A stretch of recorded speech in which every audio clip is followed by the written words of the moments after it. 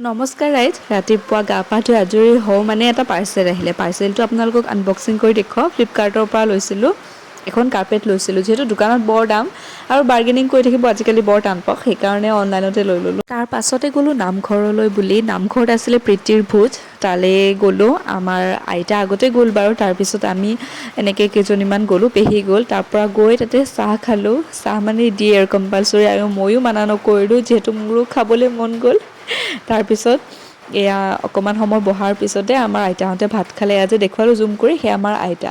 তাৰপিছত প্ৰথমতে দিলে ভাত, আৰু এইটো চব্জিটো আছিলে মিক্স ভেজ। তাৰপিছত এয়া পানী, লগতে দালি আৰু মাছ।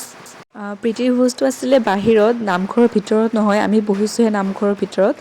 আপোনালোকে নাভাবিব যে নামঘৰৰ ভিতৰত মাছ খোৱা বুলি, তেনেকুৱা ধৰণৰ একো কথা নহয়। এই গোটেইখিনি সম্পূৰ্ণ বাহিৰতে হৈছিলে।